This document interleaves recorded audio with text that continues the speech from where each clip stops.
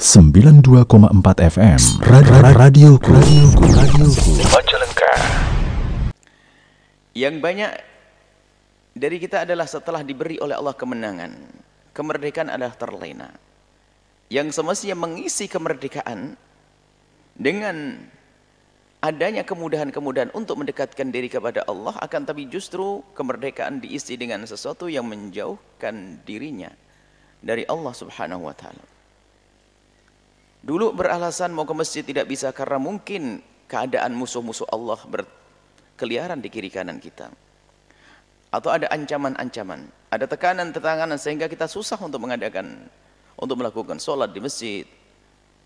Atau untuk mengadakan dakwah. Dulu ada ancaman, mungkin dulu ini gambaran bahwasanya mungkin sebelumnya dia mau berdakwah susah. Mau pergi ke tempat lain susah. Mau ke masjid susah. Karena ada musuh-musuh yang menghalangi itu semuanya. Kemudian dia berjuang dan berjuang mendapatkan kemenangan. Akan tapi kenapa kok tidak ke masjid? Kenapa berdakwahnya tidak semakin marak? Nah ini. Sehingga yang semestinya kemudahan-kemudahan, ketentraman, kedamaian yang Allah berikan itu dijadikan atau menjadikan dia semakin niat di dalam mendekatkan diri kepada Allah Subhanahu wa taala.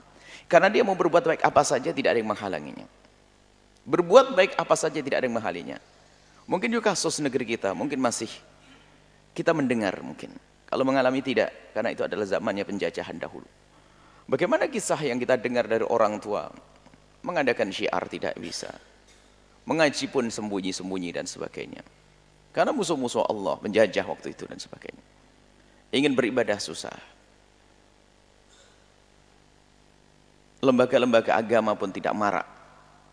Tapi setelah Allah beri kemenangan, semestinya kesempatan itu digunakan untuk berdakwah lebih semangat lagi. Bukan kita terlena mengisi kemerdekaan dengan sesuatu yang menjadi sebab Allah murka. Bukan mengisi kemerdekaan dengan kedurhakaan kepada Allah. Bukan mengisi kemerdekaan dengan jauh dari syariat Nabi sallallahu alaihi wasallam. Nah, inilah ahli iman. Maka lanjutan ayatnya, ya ayyuhalladzina amanu, hei orang-orang yang beriman.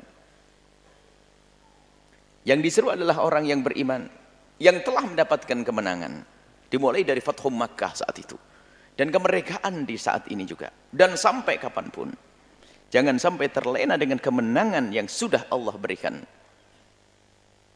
Justru di balik kemenangan itu digunakan untuk bermaksiat, melanggar Allah Subhanahu wa taala. Maka diseru ya ayyuhalladzina amanu, wahai orang-orang yang beriman yang sudah mendapatkan kemenangan, atiullaha wa rasulah, bertaatlah, patuhlah kepada Allah dan Rasulnya. Lah ini untuk melestarikan kemenangan yang sesungguhnya adalah dengan patuh kepada Allah, bukan melanggar Allah, bukan menghadirkan program-program kemaksiatan. Atiullaha wa rasulahu, patuhlah kepada Allah dan Rasulnya. Dan hanya kepada Allah dan Rasulnya lah kepatuhan kita hendaknya kita arahkan. Atiullaha, patuh kepada Allah. Patuh dengan apa? Dengan apa yang Allah turunkan kepada baginda Nabi Muhammad dari ajaran-ajaran agama-agama. Al-Quran yang Allah berikan kepada Nabi, dan juga semua petunjuk, petuah dari baginda Nabi yang beliau adalah la yantiqu 'anil hawa in huwa illa wahyun yuha. Semua dari Nabi adalah wahyu dan pasti benar, karena Nabi tidak bergerak, tidak berucap kecuali dari Allah Subhanahu wa taala. Bimbingan dari Allah sebagai seorang nabi yang maksum, terjaga dari dosa. Maka tugas kita adalah patuh kepada baginda Nabi, patuh kepada Allah.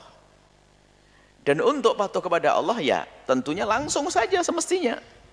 Kalau kita bisa langsung saja ke sumbernya, langsung kita kembali kepada Al-Quran, langsung kepada Rasulullah Sallallahu Alaihi Wasallam. Semestinya begitu, karena sudah sangat jelas. Akan tetapi tidak semua dari kita mampu untuk itu semuanya. Maka patuh kepada Allah dan Rasulnya ditandai adalah dengan patuh kepada ulama-ulama Allah dan ulama'nya Rasulullah Sallallahu Alaihi Wasallam. Maka kita bersambung dengan para ulama, yang ulama-ulama itu bersambung dengan gurunya dan seterusnya. Maka itu sesungguhnya cara bagaimana kita patuh kepada Allah dan Rasulnya.